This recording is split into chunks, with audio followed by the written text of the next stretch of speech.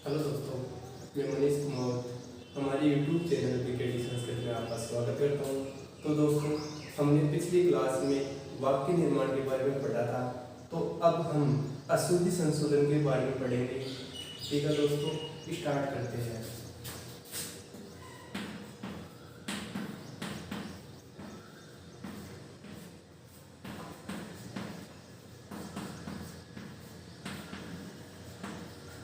अशुद्धि संशोधन। तो दोस्तों, अशुद्धि संशोधन यदि आपको सीखना है तो उसके लिए आपको वाक्य निर्माण भी आने चाहिए। ठीक है दोस्तों, अब देखते हैं हम कुछ वाक्य, जैसे राम है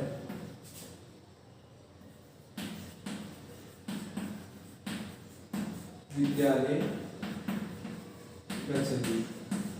जैसे ये वाक्य आ जाता है हमारे पास, क्या है, राम है विद्यालय गच्छति। तो यहाँ पर देखो, करता है राम है और गच्छति है क्रिया। लेकिन यहाँ पर हम इसका अर्थ देखते हैं, पहले इस वाक्य का अर्थ क्या है। तो इस वाक्य का अर्थ देखो, राम विद्यालय में जाता है।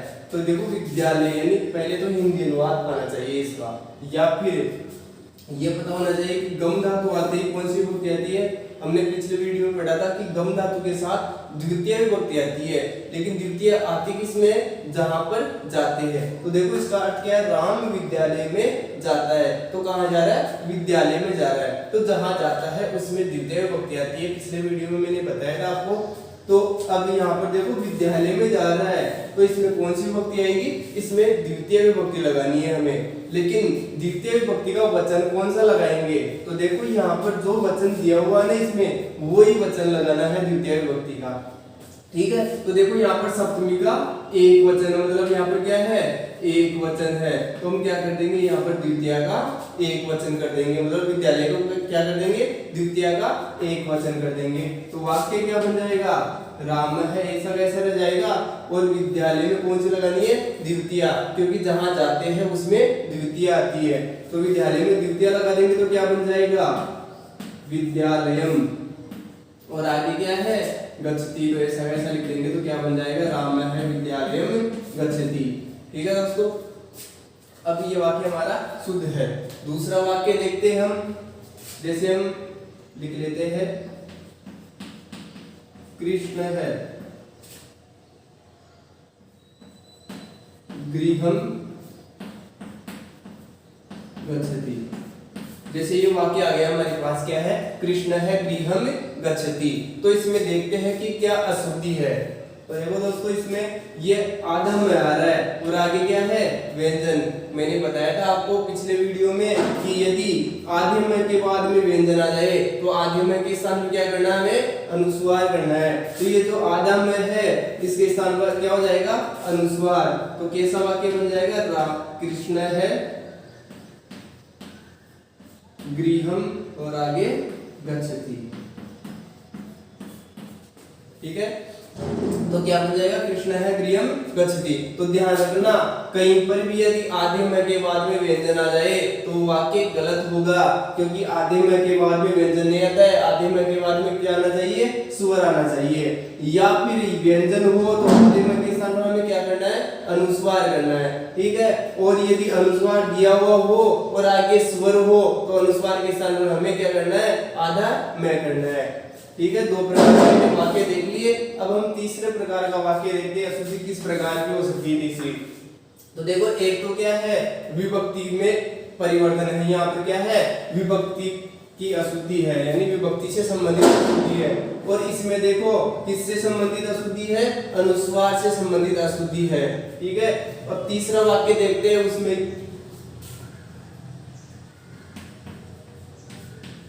राम है पुस्तकम पठन्ति। देखो ये वाक्य आ गया, राम है पुस्तकम पठन्ति। तो इसका भी हमें ध्यान रखना है। इसके बारे में हमने वाक्य निर्माण में पढ़ा था कि जैसा कर्ता होता है वैसी ही क्रिया होती है। तो देखो यहाँ पे क्या है, कर्ता एक वचन है और क्रिया क्या है, बहुवचन। तो ध्यान रखना, जैसा कर्ता होता है वैसी ही क्रिया होती है। यदि कर्ता एक वचन है तो क्रिया भी एक वचन होगी, और कर्ता बहुवचन है तो क्रिया भी बहुवचन होगी। और ध्यान रखना, क्रिया को ही चेंज करना, हमें कर्ता को चेंज नहीं करना है। क्योंकि क्रिया क्या होती है, कर्ता के अनुसार होती है। मतलब तो कर्ता एक वचन है तो क्रिया को ही हमें एक वचन करना है, कर्ता को बहुवचन नहीं करना है। ठीक है, कर्ता एक वचन है तो हम क्या कर देंगे, इस क्रिया को भी एक वचन कर देंगे। तो क्या बन जाएगा, यहाँ देखो, राम है पुस्तकम पठती, ऐसा बन जाएगा। तो राम है पुस्तकम पठती बन जाएगा यहाँ पर। तो ध्यान रखना, एक में तो क्या आ सकता है, विभक्ति में परिवर्तन हो सकता है, यानी विभक्ति से संबंधित अशुद्धि हो सकती है।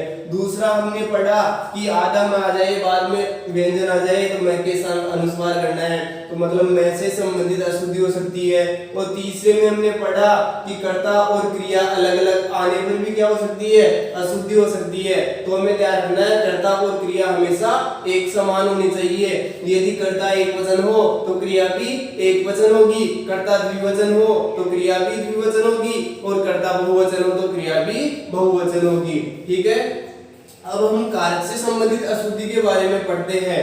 ठीक है, जैसे राम है विद्यालय से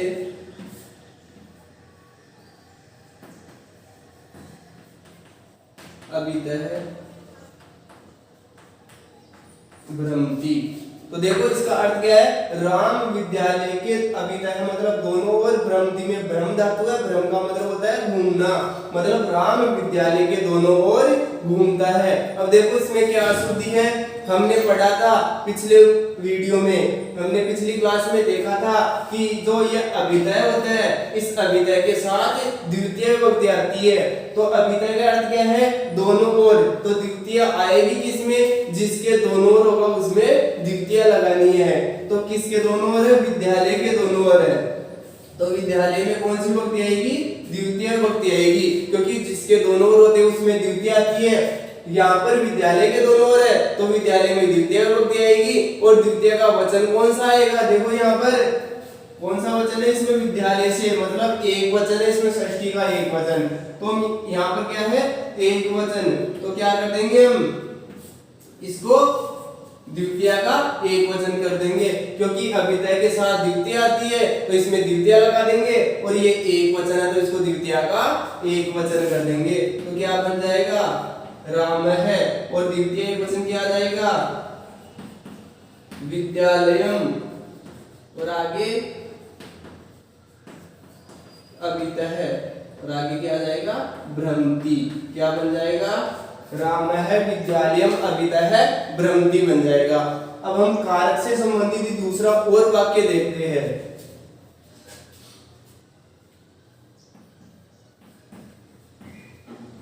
बालकः,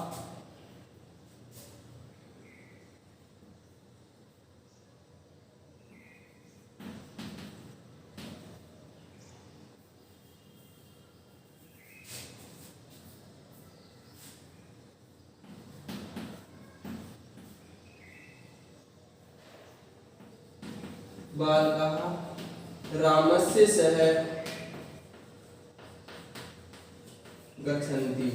तो देखो यहाँ पर क्या आ गया, बालकः रामस्य सह गच्छन्ति, मतलब बालक राम के साथ जाते हैं। क्या अर्थ है यहाँ पर, बालक राम के साथ जाते हैं। तो इसके बारे में भी हमने पिछले वीडियो में जाना था कि जो ये सह होता है, इस सह के साथ कौन सी विभक्ति आती है, तृतीय विभक्ति आती है। सह का अर्थ क्या होता है, साथ, तो तृतीय किसमें आएगी, जिसके साथ होगा उसमें तृतीय आएगी। तो देखो यहाँ पर किसके साथ है, राम के साथ है, मतलब किसके साथ जा रहे हैं, राम के साथ जा रहे हैं।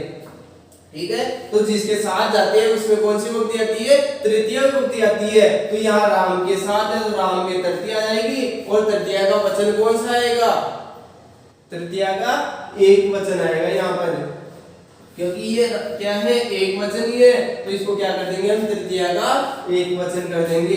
तो क्या बन जाएगा, बालकः, तो राम का तृतीय वचन क्या आ जाएगा, रामेण, और साथ का सह आ जाएगा, और आगे क्या है, गच्छन्ति। तो बालकः रामेण सह गच्छन्ति, ये वाक्य बन जाएगा, बालकः रामेण सह गच्छन्ति। ठीक है, हम एक अस्मद या युष्मद शब्द से संबंधित वाक्य भी देखते हैं, मतलब उनसे संबंधित क्या अशुद्धि हो सकती है। देखो यहाँ पर अहम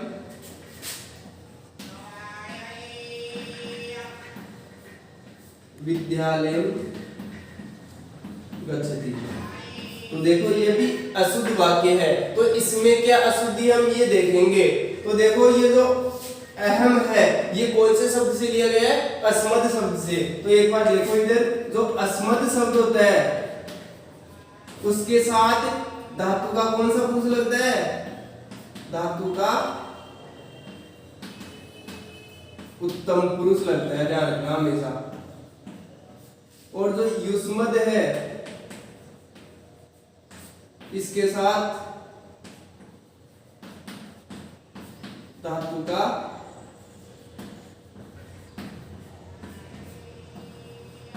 मध्यम पुरुष, और इन दोनों के अतिरिक्त होगा, मतलब अन्य के साथ क्या आ जाएगा, धातु का प्रथम पुरुष आएगा। ठीक है, ध्यान रखना हमेशा, जो अस्मद शब्द होता है इसके साथ धातु का उत्तम पुरुष लगता है, मतलब जो प्रथम पुरुष, मध्यम पुरुष, उत्तम पुरुष, तीन पुरुष होते हैं धातु में। तो जो अस्मद शब्द है, मान लो अस्मद शब्द का प्रथमा का एक वचन आ गया कर्ता, तो ये जो धातु आएगी ना वो उत्तम पुरुष की एक वचन आएगी। यदि अस्मद शब्द द्विवचन है तो ये धातु उत्तम पुरुष की द्विवचन, और ये बहुवचन है तो धातु उत्तम पुरुष की बहुवचन में आ जाएगी। ठीक है, अब ऐसे ही मान लो युष्मद शब्द आ गया, कर्ता मान लो क्या हो, युष्मद शब्द हो, तो धातु कौन से पुरुष में आएगी, मध्यम पुरुष में। यदि मान लो ये एक वचन आ जाए तो धातु क्या आ जाएगी, मध्यम पुरुष की एक वचन। यदि ये युष्मद शब्द मान लो द्विवचन आ जाए तो धातु क्या आएगी, मध्यम पुरुष की द्विवचन, और ये बहुवचन आ जाए तो धातु मध्यम पुरुष की क्या आ जाएगी, बहुवचन में आ जाएगी। ठीक है, अब देखो यहाँ पर ये अन्य शब्द, मतलब अन्य का मतलब अस्मद और युष्मद को छोड़ के यदि कोई सा भी शब्द आ जाए तो उनके साथ धातु का कौन सा पुरुष चलता है, प्रथम पुरुष। ध्यान रखना। अब देखो यहाँ पर जो ये अहम है ये कौन सा शब्द है, अस्मद शब्द है। यदि ये अस्मद शब्द है तो इसके साथ जो धातु आती है वो कौन से पुरुष में आती है, उत्तम पुरुष में आती है। तो यहाँ पर देखो कौन से पुरुष में लगाई हुई है, यहाँ पर क्या है, प्रथम पुरुष में लगाई हुई है। तो हमें क्या करना है, इसको उत्तम पुरुष में करना है, क्योंकि ये अस्मद शब्द है तो धातु उत्तम पुरुष में आएगी, और ये एक वचन है तो धातु उत्तम पुरुष की एक वचन आ जाएगी। तो वाक्य क्या बन जाएगा, अहम और विद्यालयम का विद्यालयम, और आगे उत्तम पुरुष से एक वचन क्या आता है, गच्छामि। क्या बन जाएगा, अहम विद्यालयम गच्छामि। ठीक है, अब हम एक युष्मद शब्द का भी देख लेते हैं, जैसे यूयम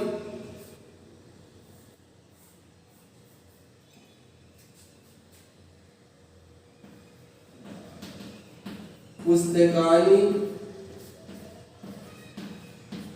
पठामः।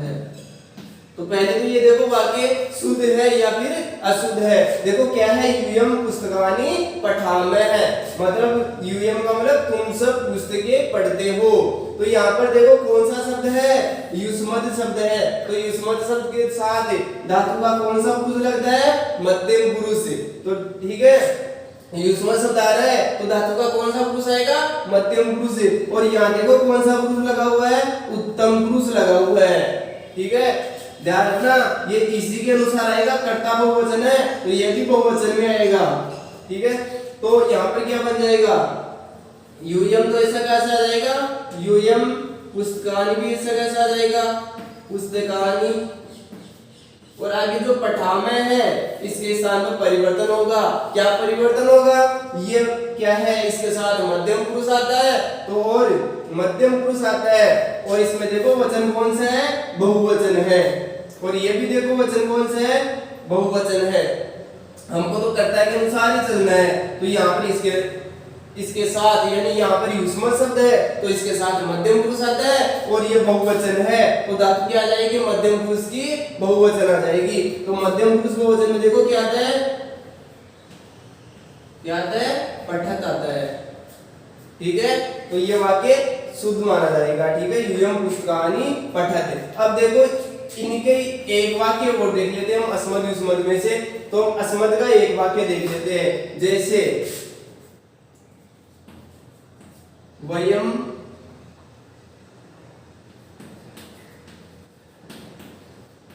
विद्यालयान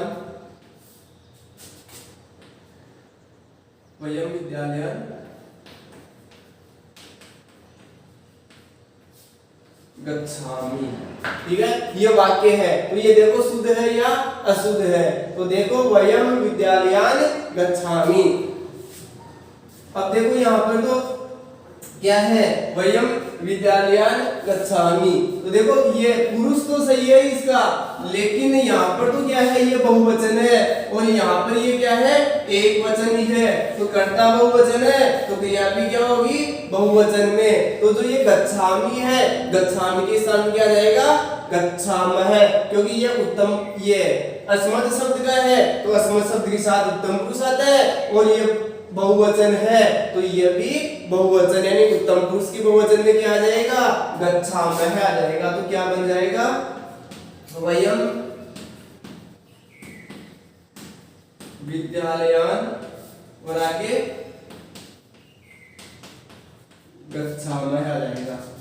अब हम इसी का एक वाक्य और देखते हैं कि किस प्रकार से आ सकता है।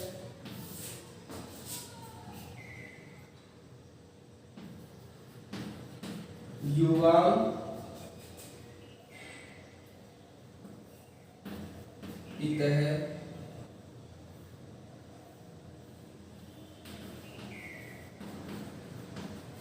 विद्यालयं गच्छति। ठीक है, ये वाक्य है युवाम इतः विद्यालयं गच्छति। तो देखो इसमें एक से ज्यादा भी अशुद्धि आ सकती है। तो देखो इस वाक्य में कितनी अशुद्धियां है। तो क्या है? युवाम इतः विद्यालयं गच्छति। तो सबसे पहले हम देखते हैं यहाँ पर देखो क्या है? यहाँ अनुस्वार आ रहा है और आगे क्या है? स्वर। तो यदि आगे स्वर हो तो अनुस्वार के स्थान पर क्या करना पड़ता है? हमें आधा मैं करना पड़ता है। तो सबसे पहले तो हम यहाँ पर शुद्ध करते हैं इसको। क्या लिख देंगे? युवाम और आगे इतः। आगे देखो विद्यालयम गच्छति मतलब विद्यालय जाता है, जहां जाता है उसमें द्वितीय आती है, वो द्वितीय लगी हुई है तो ये तो सही है।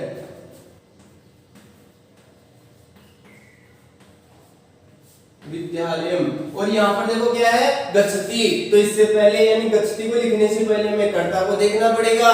तो कर्ता देखो क्या है? युवाम कौन सा शब्द है? युष्मत् शब्द है। युष्मत् शब्द के साथ धातु का कौन सा पुरुष लगता है? मध्यम पुरुष। इसके साथ धातु का मध्यम पुरुष लगता है तो जो ये गच्छति है कौन से पुरुष में आएगी? मध्यम पुरुष में आएगी। तो मध्यम पुरुष में क्या बनता है?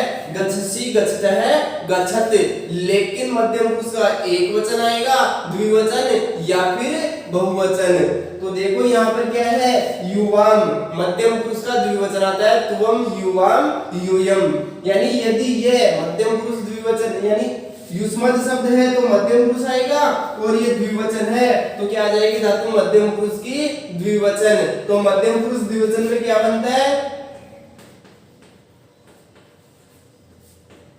क्या बन जाएगा? गच्छतः है। तो ध्यान रखना इसका वचन भी अलग आ सकता है और ये पुरुष भी अलग आ सकता है। तो इन दोनों को हमें सही करना है। कभी केवल मान लो पुरुष को ही सही कर दिए और वचन को किए नहीं तो भी वाक्य गलत माना जाएगा। ठीक है, तो वचन और पुरुष दोनों का ध्यान रखना। और वाक्य में एक से ज्यादा भी अशुद्धियां आ सकती है। ठीक है, तो सभी का ध्यान रखना। यानी विभक्ति से संबंधित अशुद्धि हो सकती है और यहाँ पर अनुस्वार से संबंधित अशुद्धि हो सकती है और यहाँ पर कर्ता और जो क्रिया होती है वो अलग अलग आ जाए तो वो भी अशुद्धि हो सकती है। और इनके अलावा जो ये कारक में दिए हुए कुछ शब्द दिए हुए अलग से उनके साथ कौन सी विभक्ति आती है उनसे संबंधित भी अशुद्धि हो सकती है। तो हमें सभी का ध्यान रखना है कि कौन कौन सी अशुद्धियां हो सकती है। कर्ता के साथ क्रिया आती है यानी जैसा कर्ता होता है वैसी ही क्रिया होती है। तो सभी का ध्यान रखना है। ठीक है दोस्तों, धन्यवाद। ऐसी ही क्लासेज और देखने के लिए हमारे चैनल को लाइक, शेयर और सब्सक्राइब करना। ठीक है, धन्यवाद।